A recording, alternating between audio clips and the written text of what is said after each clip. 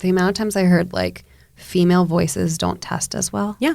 You can't legally have someone do a no compete. Like, yeah, that's good information to have. Exactly. Because I just thought like I have to make it. Yeah. I have to do this. I have to do that. I have to do X, Y, and Z. And it just ended up being like, none of this matters. No one cares. I wrote down what I wanted to feel, not what I wanted to do. Okay, so you don't feel like you're at a point where you can be open about what happened.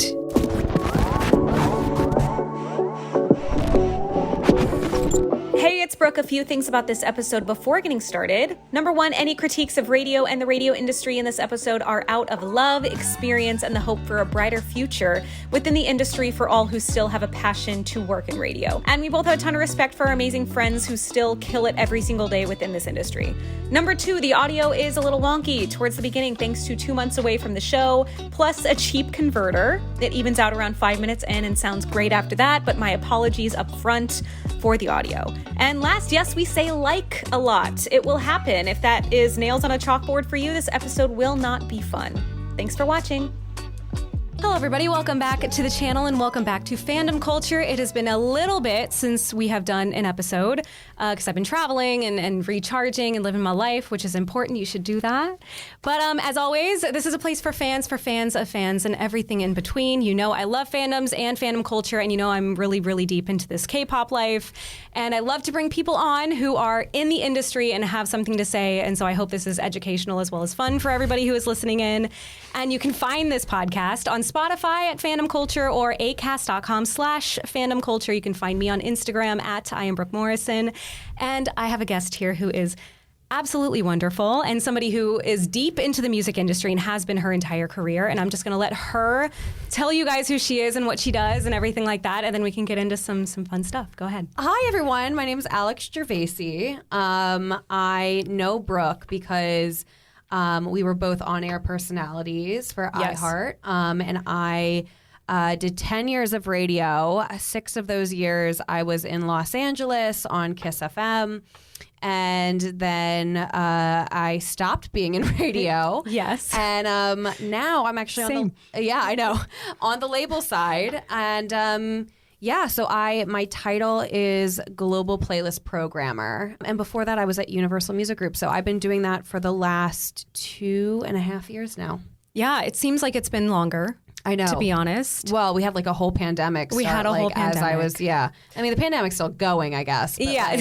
You know. Kinda. Time slowed down for like a bit there when we couldn't do anything. So I know. Understandable. Yeah, it's been an insane ride, I feel like, because I met you when you were already on air in LA, you know, being successful and doing whatever you were doing. And I was still kind of a part-timer, had just come from college, was still trying to figure things out. Oh, yeah, we all did. And doing all that stuff. It took me about 3 years working at iHeart in LA until I got my own full-time position. And during that time, I was grinding. Oh, yeah. And somebody like Alex, it was very helpful. You know, like I feel like not a lot of people get just people who you look up to who are actually nice to you. It makes you feel good about the industry. But there are also a lot of things that I feel like at the time made me feel horrible about the industry. Second, you're like, oh, well, maybe this isn't that bad. Oh, no.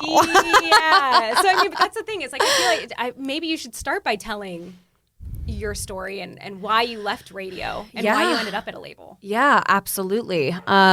So I got my start in radio. Well, first of all, I always wanted to be in either radio or television. I grew up in South Jersey, right outside of Philly, and my aunt did sales at the radio station iHeart Cluster in Philadelphia. Right. And so like by the time, like when I was little, like I was getting, taken to all the radio concerts. I remember meeting Destiny's Child backstage, like, and I was like in the 5th grade, like, and I was just like immediately like, this is the coolest job. I want to do this. Like, and so it never changed. It never changed from the time I was like in kindergarten, like to when I was picking out schools, to go to college. Picked out a college actually in Kentucky that had a great media program, got my start in radio there at the iHeart station in Lexington, Kentucky, and really just like worked my way up. And I think like the thing that I don't take for granted was, in the 2 years post me graduating, like I really jumped around the country a lot. And I know you totally can relate to that, but I went from Lexington, Kentucky to Virginia to Austin to LA in the span of 2 years. That's a really quick movement. It's a little structure there. That's insane. It's insane. Like, it's really wild to look back at. So I moved to LA. I'm 32 now. I moved to LA when I was 23, about to turn 24, never having been here before. I secured a job at KIIS FM in Los Angeles. Again, insane. Yeah. Very which was hard to do. It was really wild. Yeah. And so, kind of started doing the overnight shift and the late night shift. And then I think it was like 3 years into that, I got middays when I was kind of like hitting this point in my career where like, I think unless you've done like a graveyard shift of sorts, you don't know how much that messes with your mental health. And I understand like being in a privileged position, even just like I was making money where I could afford therapy and everything, but I just didn't have a social life because I couldn't. Right.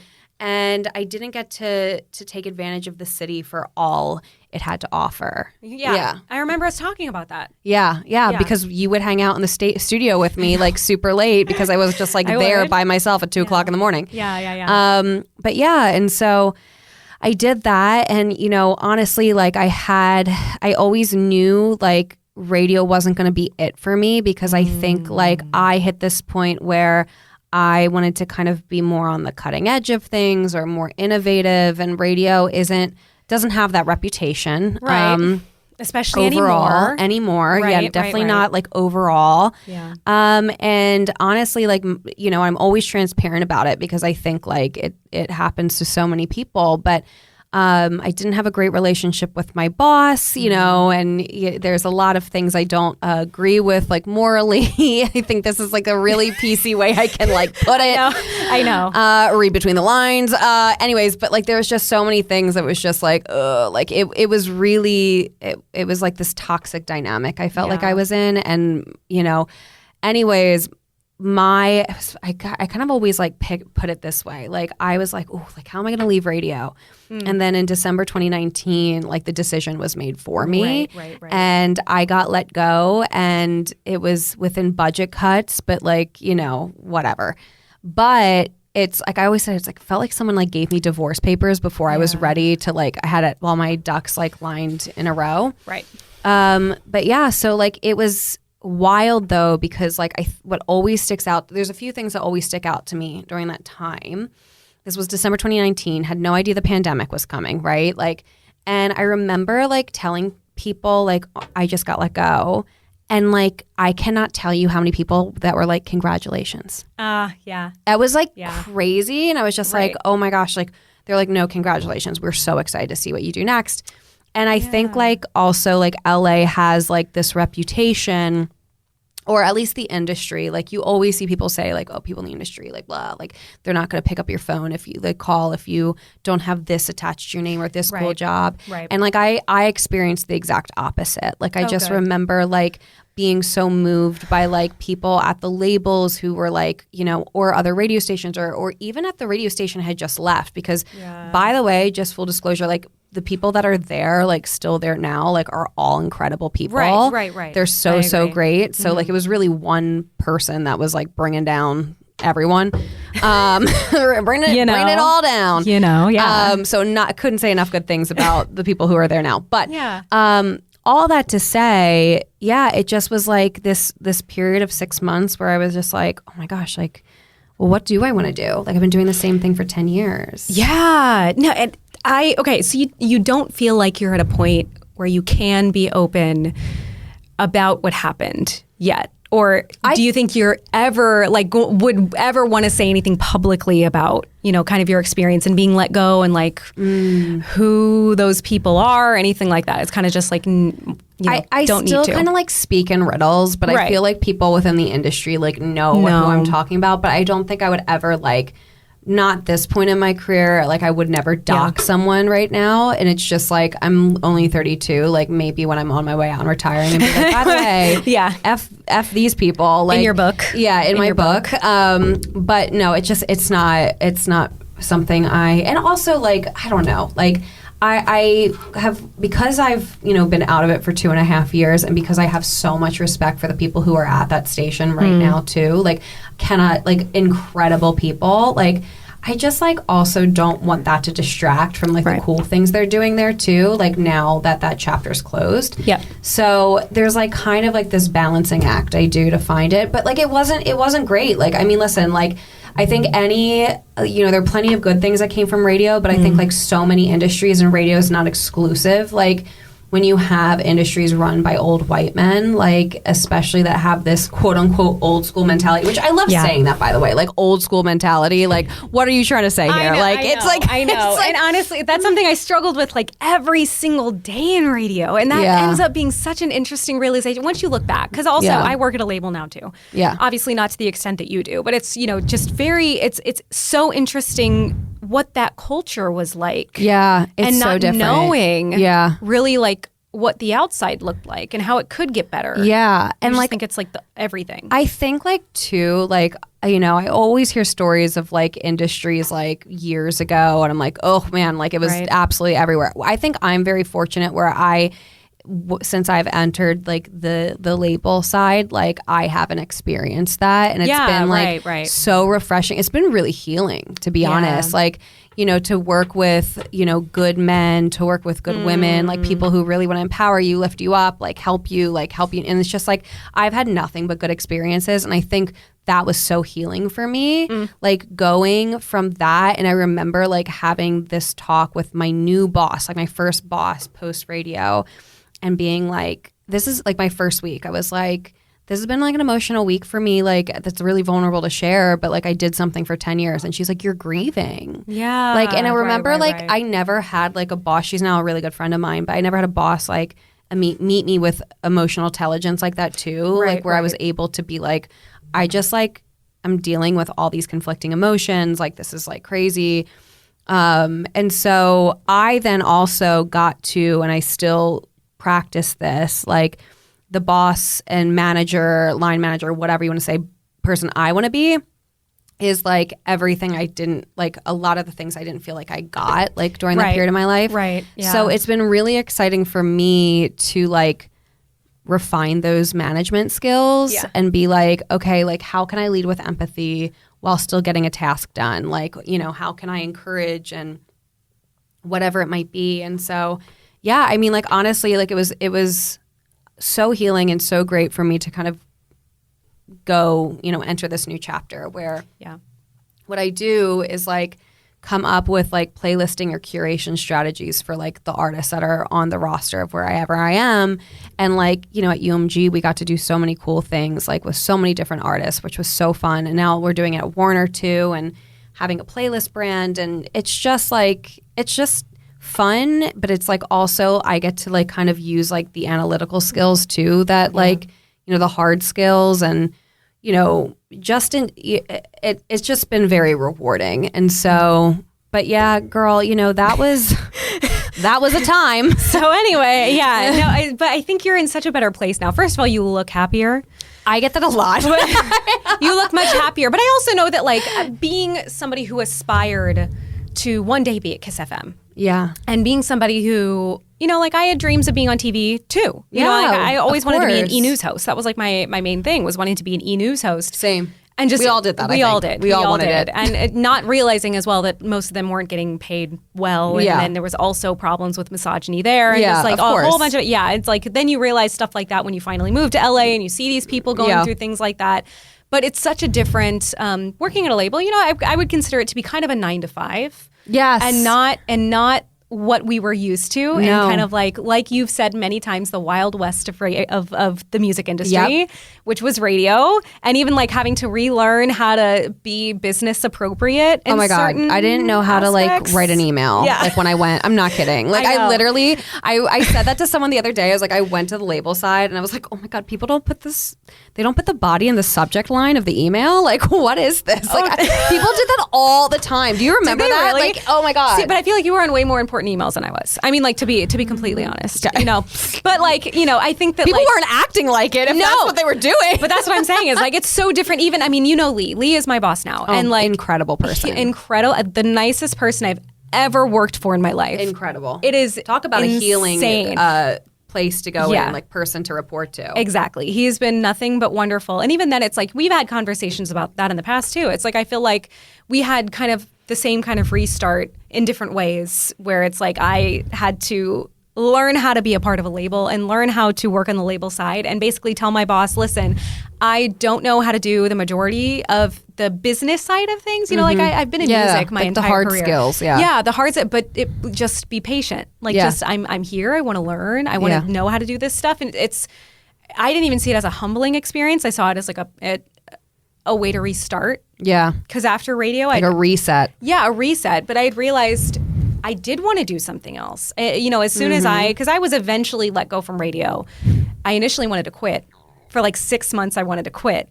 And it happened to be the pandemic situation, basically where it's like you knew it was coming. Yeah. You knew down the line. Which is the worst part, by the way, like that waiting period and that constant anxiety. Like, it's awful. Yeah. But for me, it was a good wait because I had just watched my mom pass away. Yeah. And I had already decided that I didn't want to be a part of that situation anymore. So at that point, you're like, it's out of my hands. It was out of my hands. And I had a therapist at the time. And again, I hope people who are listening to this know that we're telling a story of like rebirth kind of. Oh, yeah. And it's possible to do that at any age. And it's possible to restart in the music industry and, have a brand new life. And it's a beautiful thing. But I was just kind of waiting for, that she told me, she was like, don't quit. Wait for them to let you go, fire you, quote unquote, and get your severance. Yeah. So it was an opportunity for me to restart. I was so happy to move back to LA. I was so happy to get out of that situation and just be in a space again that made me feel good and energized. And I was just talking to our video guy, Anthony, about this too, is I love LA for the fact that there is so much of that here and it doesn't exist anywhere else. No. In my experience. Yeah. I know a lot of people love Nashville. I know a lot of people love Austin, New York, things like that. But there's nothing like LA. So as long as I can be here and work in music here and do what I can here, I feel like I'm winning in life. Yeah. And that was something that I had to kind of relearn and prioritize again. Because I just thought like I have to make it. Yeah. I have to do this. I have to do that. I have to do X, Y, and Z. And it just ended up being like, none of this matters. No one cares. I mean, like, I think that, like, I'm actually happy we're talking about this because, like, one of the most frequent questions I get people to message me are like, whether they're in radio or the music industry or in some other field, like, how did you transfer your skills? Like, how did you get out from one thing and jump to another, very, very different thing. Like, I was an on-air personality. And granted, I was a music coordinator as well, which was, like, the thing that definitely helped there. Yes, definitely. But like, that being said, like, I think the biggest thing was not being scared to ask for help. And so I had like sought out people that had done similar jumps. And I was like, hey, I'm at a loss here. Like, I don't know how any of my skills are transferable. Right. Like, I didn't know how any of them could be. And I remember just people like so graciously, Julie Pilot, Scotty Fink, I will shout them out. Like, they so graciously were like, oh, here's what you did at, KIIS or radio, and here's what you could do for this job that you're applying for. Yeah. Like, here's how this is. Yeah. And like prepared me for my interviews, like, and just like instilled me with confidence and like, oh my gosh, you got this. Like, you're fine.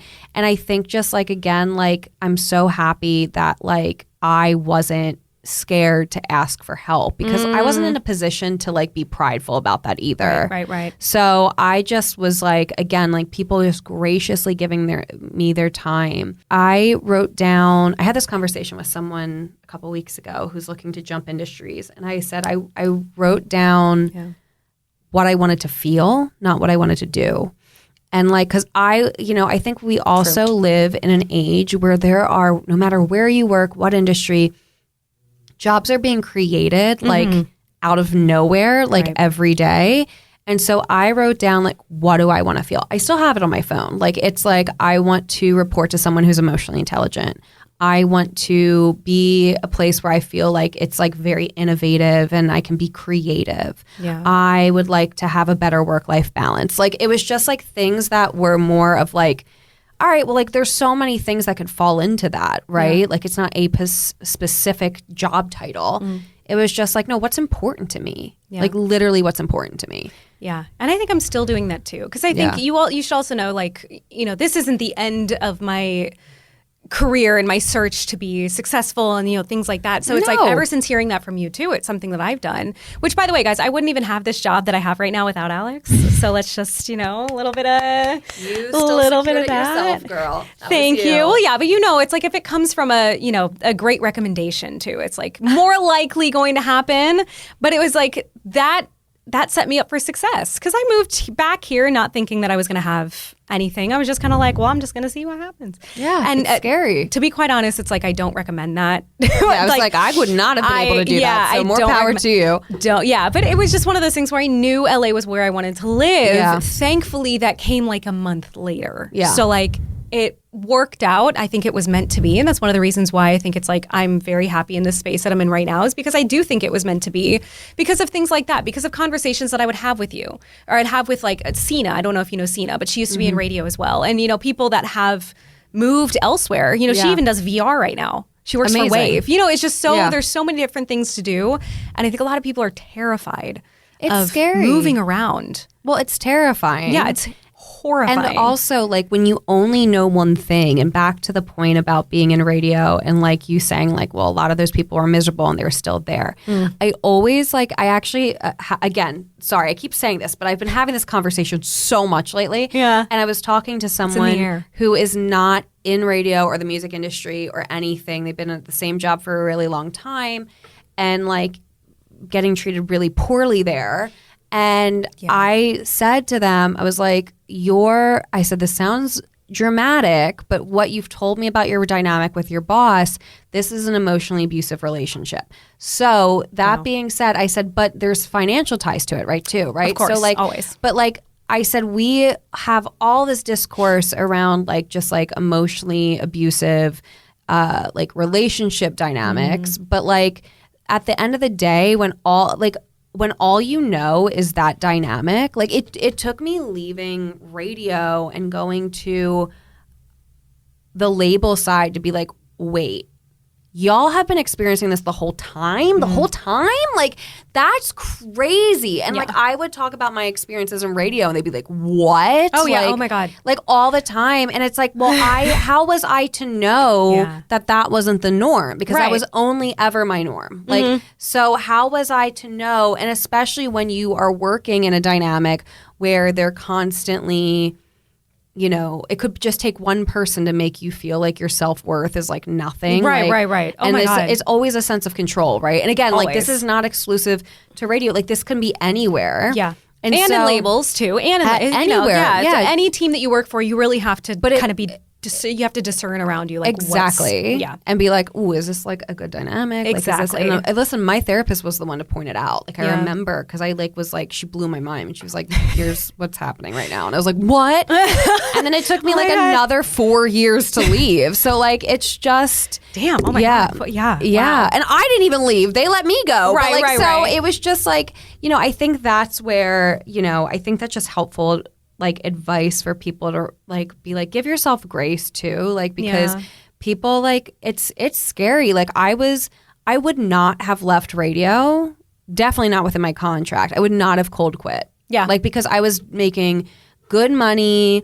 I was like, didn't know I could do anything else. I had no confidence to even try to do anything else. If you're locked in a contract, aren't you also penalized for leaving, or like? Well, that's the other thing that effed me up a little bit, because like in California, technically no, but they never tell you that. Yeah. So in California, like, there's actually like, you can't legally have someone do a no compete. Like, that's good information to have. Exactly. Anybody on air who's listening. Yeah. Like, you technically, like, you're actually legally like binding by law. Like, you're allowed to go across the street if you want to, whenever. Yeah. Like, and for people who don't know what that is, a non-compete is basically something they try, well, now again, in California, I guess, attempt to write into your contracts to make sure that maybe for 3 to 6 months, even maybe a year or two, depending on what size show you are, after you leave that current station or you're let go, or I guess, no, you leave that station, you can't work anywhere else in the market. Yeah. Because it will be a direct competition to where you just were. But we live in a, is it like, I forget what the law is, but it's like, basically you can't withhold work from someone. Wow. So like, wow. Don't know what it was like in Florida, but wow.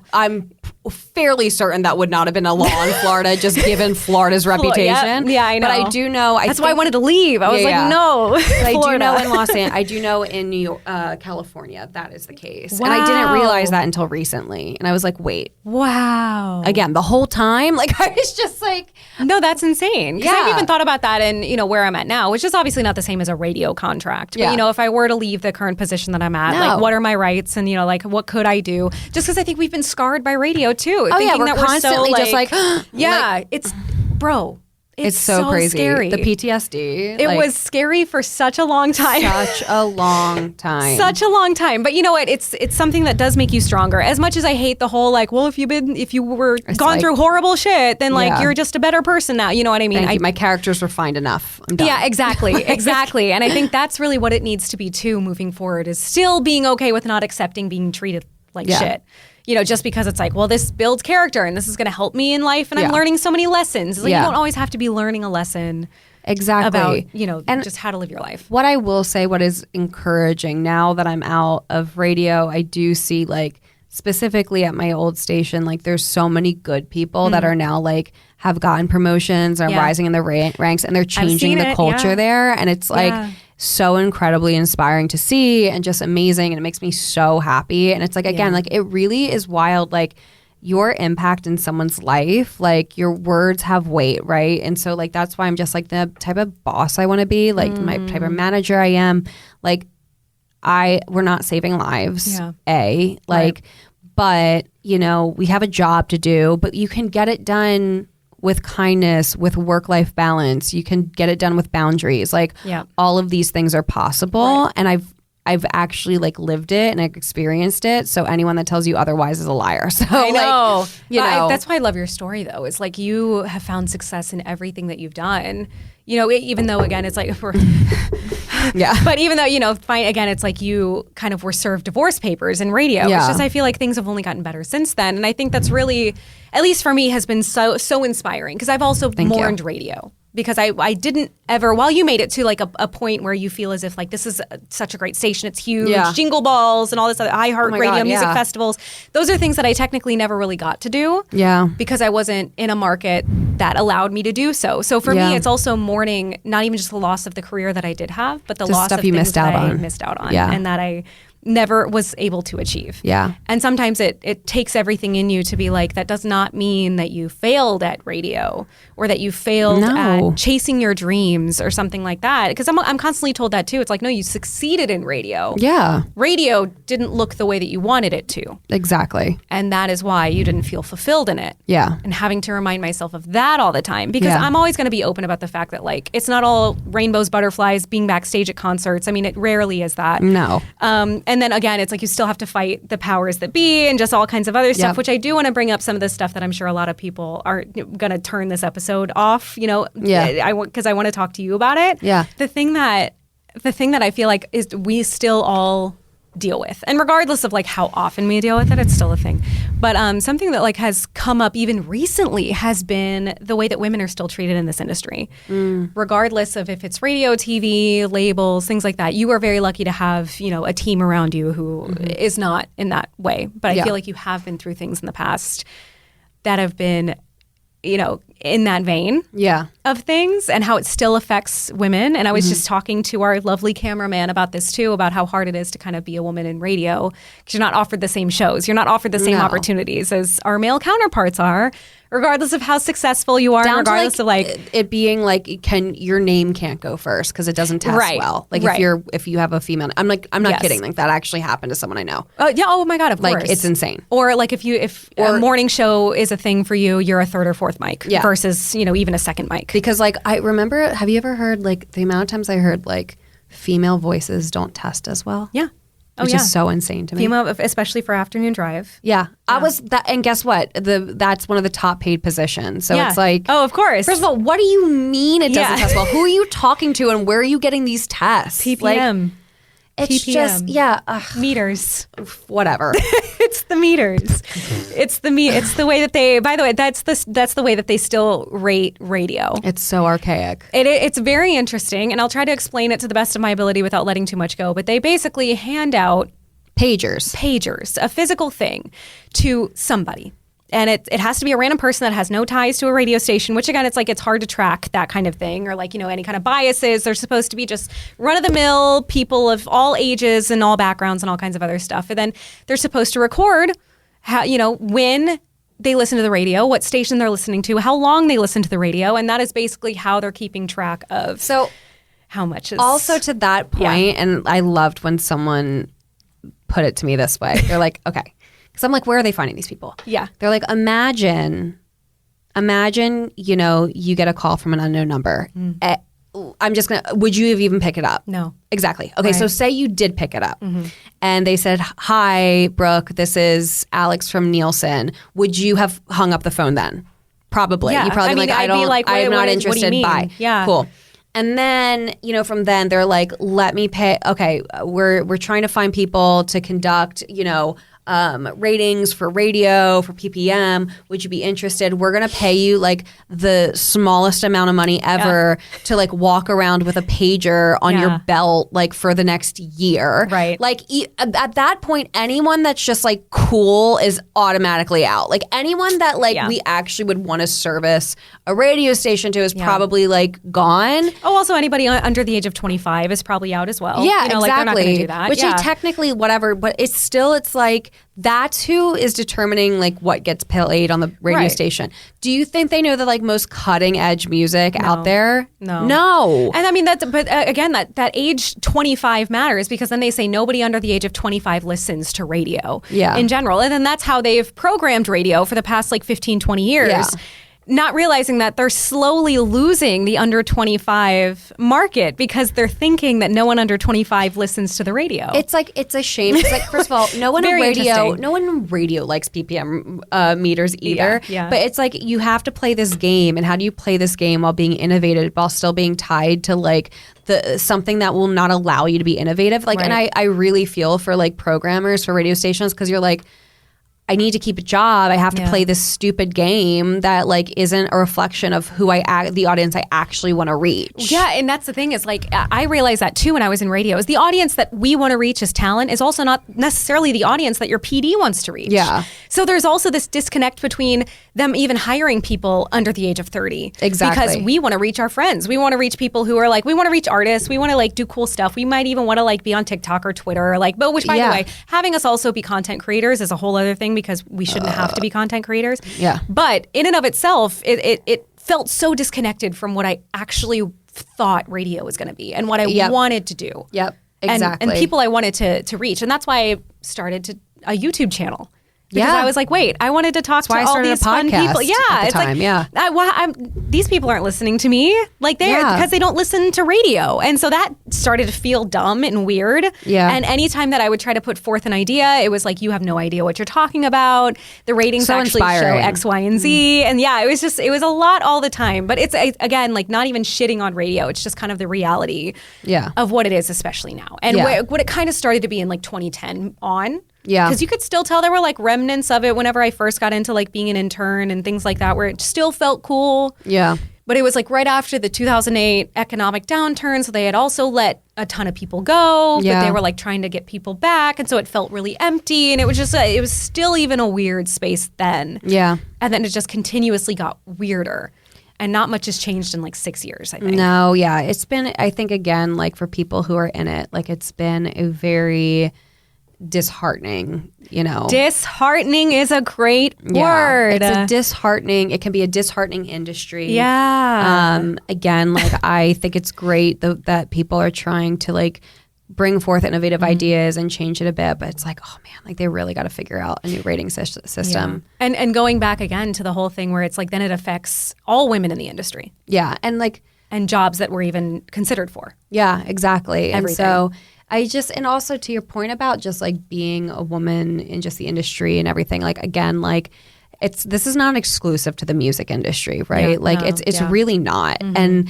And I know that for my friends that, aren't in Hollywood or LA or anything, the reality is we live in a patriarchal society. Absolutely. And so we're constantly going to be disadvantaged, and like we even have a leg up as white women, like compared to like, you know, like women of color or whatever, you know, it's like there are these like realities of where like people look at their experience through their lens and their lens only, unless you're like trying to like not do that. And that takes effort. And so like you're constantly going to run up against like, I mean, just like, whether it's conscious or subconscious, like different, like, the word's escaping me right now. And it's the easiest word ever, and it's going to kill me.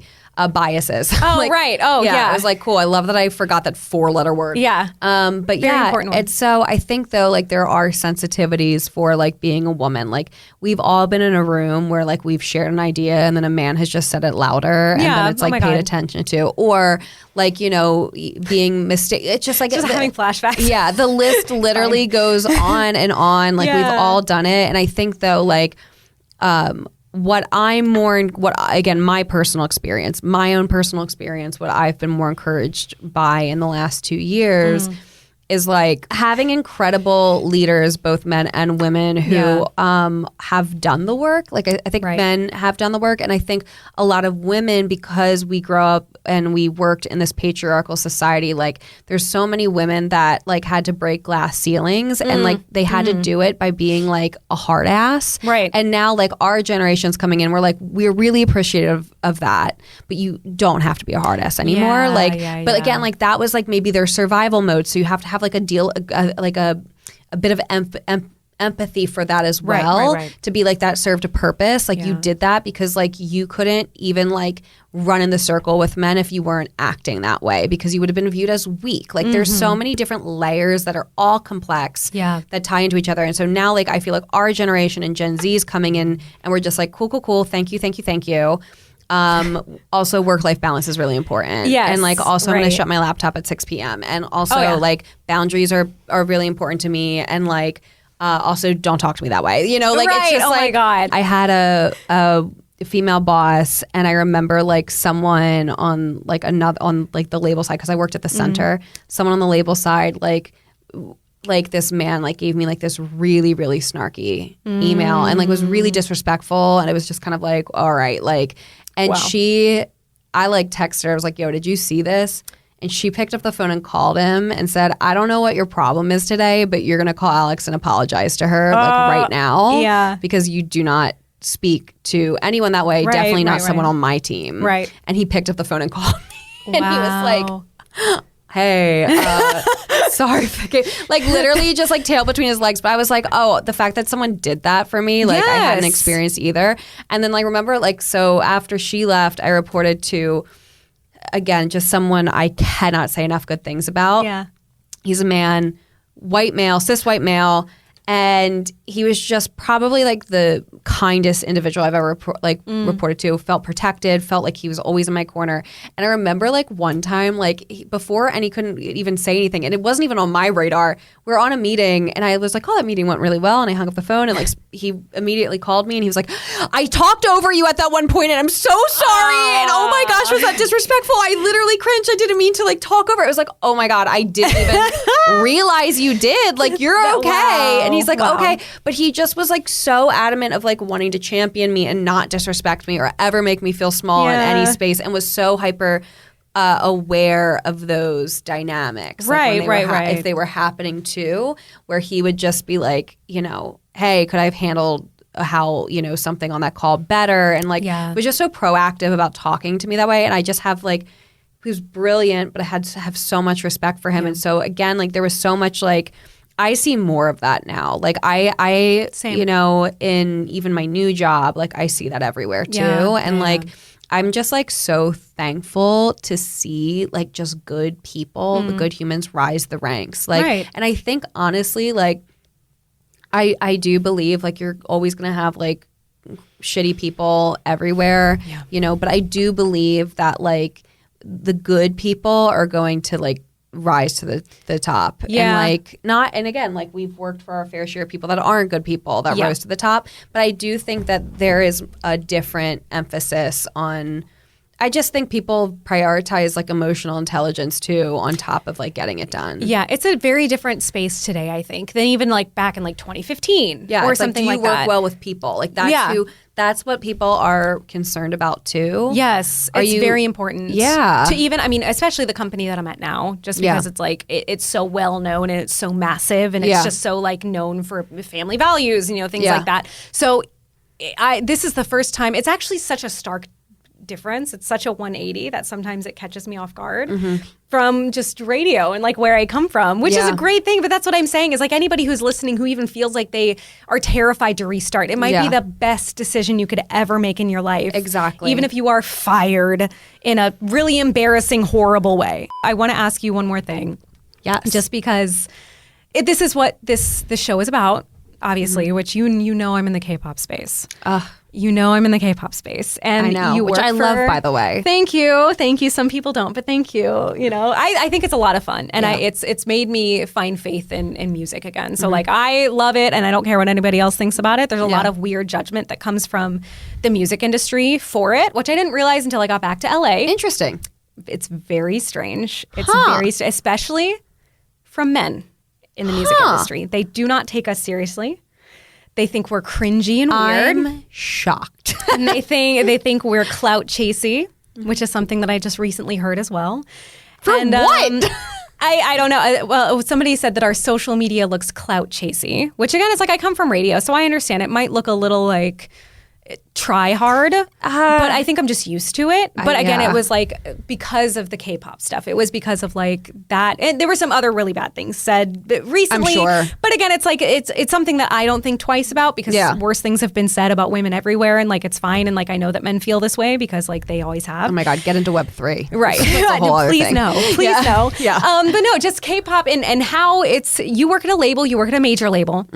And we should probably bleep it out at the beginning of this. Okay, yeah. But they also have, I think, some K-pop acts. Of course they do. They're great ones. Yeah, very good one. And I'm also friends with that label side over in Korea as well. I saw you went there. Yes, I went there. Very fun, very fun.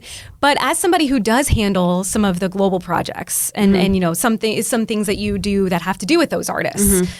What is your opinion of that space in the music industry now? Do you think it's respected? Do you think it's not? Do you think it's making waves? Do you think it will end? Like what's your overall view of it? I think I remember like first getting introduced to K-pop like when I was at KIIS because that was when it was really starting to rise. And I remember I did I gave away tickets, I think, for Monsta X. Nice. Okay. And I just remember I had never seen a crowd like that. Yeah. Oh. Like show up. And I was just like, I don't know who they are. Like at the time I didn't. Because it was still kind of earlier on in the space, at least like, unless you were in that, like a part of that, like culture, like it was in that like fandom, like it for everybody, like just casual listeners, like it was, and it still kind of is, right? Like, but it's now becoming more front and BTS being a huge part of that, right? Exactly. But I think like at least from what I'm observing, and this is actually just me speaking as like someone who is a fan of music, like because I do playlisting strategy and all that. But I think like, yes, people are taking it more seriously. Definitely in the music industry side, like 100%. I think like from just a casual observation of just like listening habits and stuff, I think it's still more of like a niche community. Yeah, man. But I do think like what is hard to ignore, and it's probably like if you think of boy bands in general, right? Like from like, I mean, I was the biggest NSYNC fan, like in Backstreet Boys. It's like, remember we had like, it was just such a rabid fan base. Yeah. And it was probably like no one, if you think about it, it's like no one who was programming radio because there was only radio at the time, like probably gave two fucks about NSYNC because they were probably like in their 40s or 50s, like who the hell? But it's like the fans always like make you notice, right? Right. And so like I think like, oh my gosh, like I was even thinking like Glimpse of Us being such a massive song, right now. And it's like, wow, is that still like probably like, you'll think of it from, okay, like there's these little like inner, like these circles where you're just like, okay, you have like the hardcore fans, and then you have like casual listeners, and you're going out and out and out. And it's like, I feel like by the time it gets to radio, you're just like, oh, like, is that going to resonate with someone in their car who's like a mom or like whatever? Or are they going to be like, oh, like they're not going to know who Joji is. Like they're not going to, but are they going to like the song? What's crazier is Joji is even so separate from K-pop too. And under 88 Rising, which I just went to the festival over the weekend too, it's like, you know, it's kind of this, and I wouldn't say it's well known because it hasn't been confirmed, but like 88 Rising even tries to separate themselves from K-pop and try to make it be a completely separate thing. Because it's mostly, it's all AAPI artists, but it's mostly K hip hop artists or R&B artists or something like that.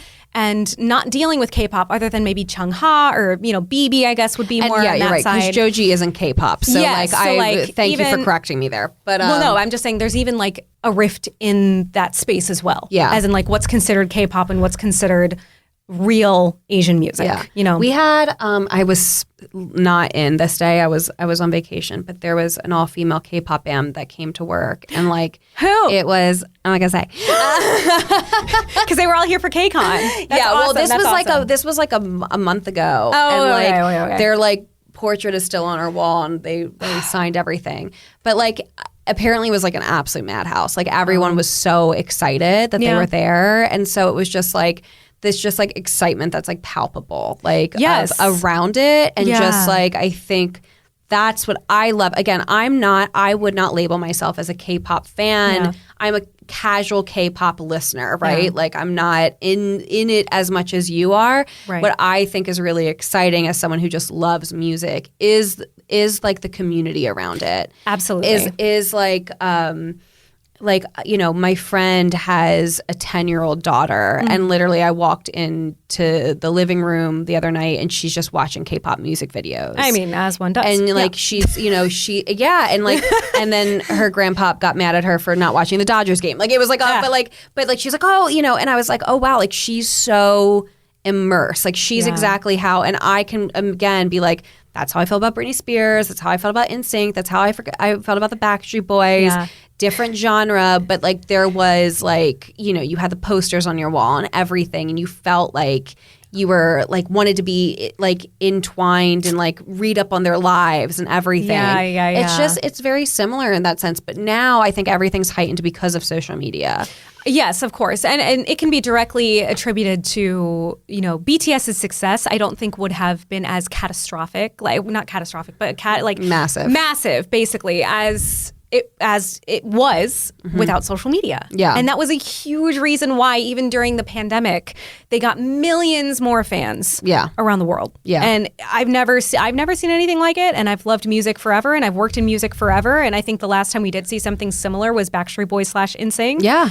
But One Direction, maybe. In 2015, 2016, 2017, when they really started to explode, it was because of social media. Yeah. On such a grand scale.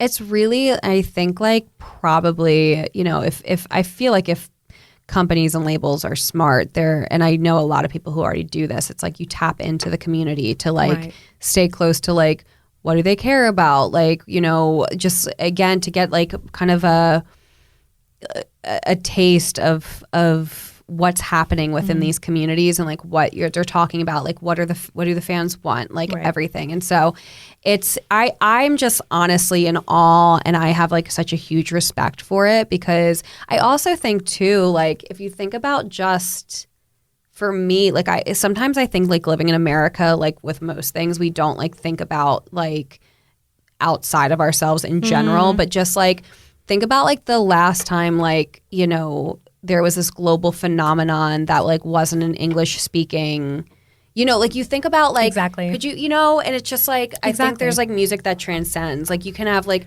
Lady Gaga that goes on like a world tour or whatever, and like, which is it's so cool in and of itself. Yeah, like the people are showing out in droves in like France and stuff. It's exactly, insane. And like they, you know, I feel like other countries are much better about like learning English, but like than we are about like bothering to learn any other language, which is so insane. Well, we're uneducated. Anyway, love Duolingo. Get some Duolingo if you don't at all. Get Memrise. Memrise is great. But yeah, so I just think like to see like, oh gosh, like the next generation is like already more cultured than like we were. Oh like, my God. You're just like, and actually is just like, I just think it's so cool. Yeah. I think it's really cool. I'm glad you do. And I'm glad there are people like you who do work at labels. Because I think there's still kind of like that old crotchety way of thought. Even at labels, again, it's like we come from radio, which I think is like 10 times worse than that. But it's nice to see other people who actually value it. And even if you're not like a listener or you haven't been to a show or like anything like that, it's like, it's still just music. Yeah.